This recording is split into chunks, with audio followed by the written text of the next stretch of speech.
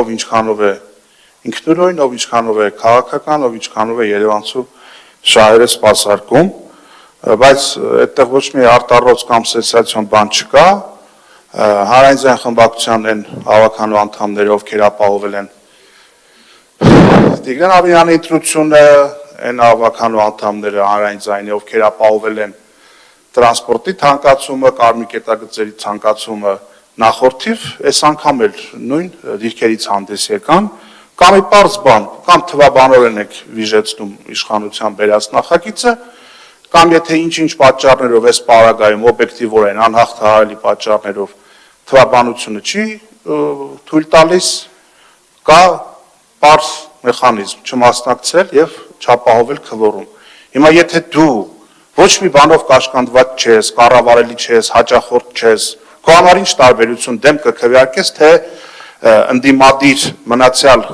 ավականների հետ համերաշխ կբոյկոտես։ Եթե դու կաշկանդող բան չունես, ինչի չես բոյկոտում։ Եթե դու պայմանավորվածություն չունես, եթե դու կառավարելի չես, ինչի չես բոյկոտում։ Իրականությունը պարզ է,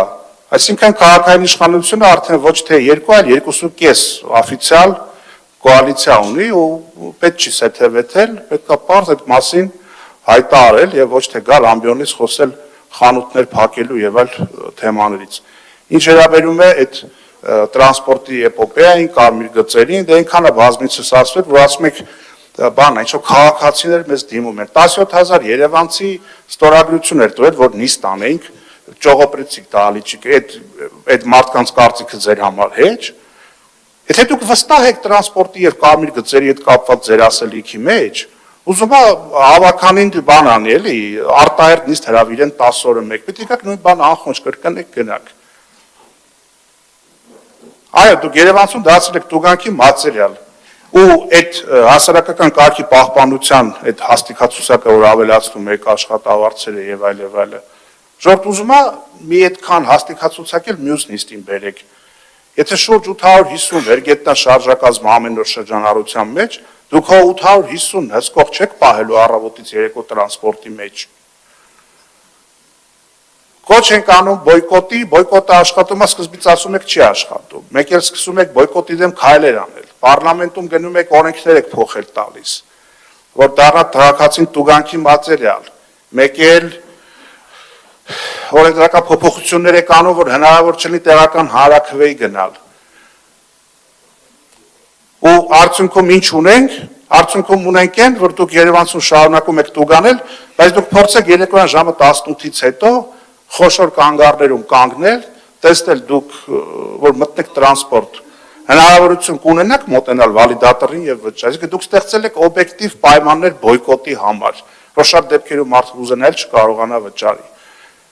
Եվ դա հակահայվալության նոնսենս է, սկզբից ծառայության որակն էր բարելավում, հետո նոր ծառայությունն են միգուցե թանկացնում։ Ասենք մի տարի շարունակ ասեցինք, թողեք մի տարի միասնական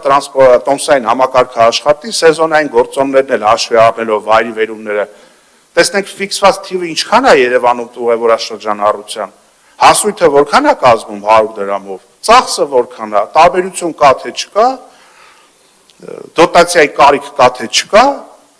եւ կայացրի քաղաքական որոշում, եթե դա ինչ-որ փոքր գումար էր, մեր համոզմունքով պետք է չլիներ, բայց անգամից եթե լիներ, եթե դա փոքր գումար էր, 25 թվականի բյուջե, 24 թվականի համեմատ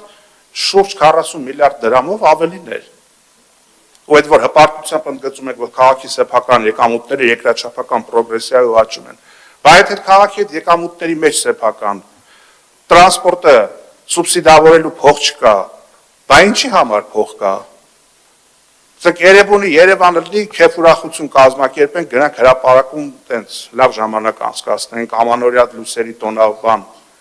հրավառություն կազմակերպենք, չգիտեմ, տարբեր փառատոններ ֆինանսավորենք։